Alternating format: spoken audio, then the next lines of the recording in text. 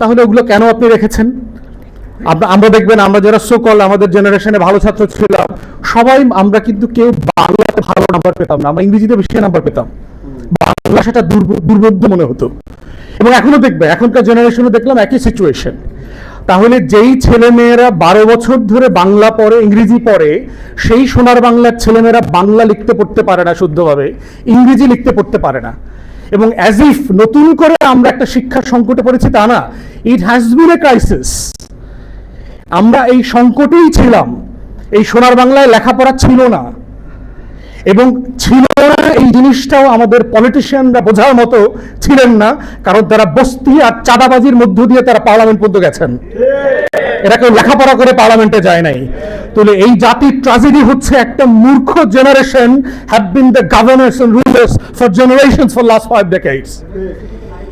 এই মূর্খ জনগোষ্ঠীরা যখন জাতির নেতা হয়, তখন সে চিন্তা করে ইন্টার পাস ডিগ্রি পাস কেন সাইন করতে পারতে হইল, কেন সাইন করতে পারলে হয়, পুরাতন ব্যবস্থায় ছিল যান। দাদন সিস্টেমের কথা মাথায় রাখেন, জমির দলিলের মালিকানার কথা চিন্তা করেন। আসলে আপনার কি লাগে? আপনি জমি কিনছেন, বিক্রি করছেন, কতটুকু দরকার? স্বাক্ষর করাটা দরকার। ঋণ নিতে যেতে হয় আপনার বাজারে, বেচা কেনার জন্য যেতে হয়, কি করতে হয়? একটা টিপসই দিতে হয়, স্বাক্ষর দিতে হয়। তাহলে এই যে মূর্খরা আসছে বিভিন্ন জায়গা থেকে, জনপদ থেকে, আমার ঢাকাকে, কেন্দ্রকে গভর্ন করবার জন্য, সে চিন্তা করে দেখেছে কই আমার মা, খালা, দাদা, দাদি, হ্যাঁ ওই স্বাক্ষর করা ছাড়া আর কোনো কাজ নাই। তাহলে এত লেখাপড়া করতে হবে কেন? ওইটাই শিক্ষিত। আমরা 75% শিক্ষিত। তাহলে 75% শিক্ষিত, তাহলে পিওনের চাকরি করবার জন্য মাস্টার ডিগ্রি পাস লাগতেছে কেন? আগে 8 পাস হলে কনস্টেবল এসআই হইতে পারতো, এখন আপনার ডিগ্রি পাস লাগতেছে কেন? ইন্টার পাস লাগতেছে কেন? তাহলে এই যে টোটাল কাঠামোগত সমস্যা, এইটার সমস্যা আপনি বাজেটের জায়গা থেকে আলোচনা করে সমাধান করতে পারবেন না। রাদার আমি ফিল করতেছি উই হ্যাভ সাফিসিয়েন্ট ফান্ডস। টাকা অ্যাজ অফ টুডে যেটা আছে রাষ্ট্রের, যেটা সে খরচ করছে, এটা সাফিসিয়েন্ট। আপনার স্কুল কমাইতে হবে, কলেজ কমাইতে হবে, বিশ্ববিদ্যালয় কমাইতে হবে, আপনার এই কাঠামো ভাঙতে হবে। একটা রাষ্ট্র পরিচালনা করবার জন্য এত স্কুল, কলেজ, বিশ্ববিদ্যালয়ের প্রয়োজন নাই। আমি যেহেতু নির্বাচন করেছি, আমি প্রত্যেকটা এলাকাতে যেহেতু এক্সটেন্সিভলি দেখতে হয়েছে, প্রাইমারি স্কুলে 50 জন স্টুডেন্ট আছে এইরকম স্কুল আমি খুব কম পাইছি। 50 জন স্টুডেন্ট আছে, কিন্তু পাশেই দেখবেন নুরানি মাদ্রাসা আছে, ফুরকানিয়া মাদ্রাসা আছে, ওই মাদ্রাসায় 200-250 স্টুডেন্ট আছে। এবং বাবা মারা মনে করে আমার ছেলে মেয়েটা স্কুলে পড়ার থেকে ওই নুরানি ফুরকানিয়া মাদ্রাসায় পড়লে ভালো হবে।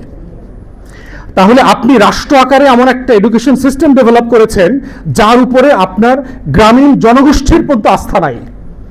এবং ওই প্রাইমারি স্কুলগুলোর যারা টিচার, তাদের ছেলেমেয়েরা আবার ব্র্যাকের স্কুলে পড়ে, ইংলিশ মিডিয়াম স্কুলে পড়ে।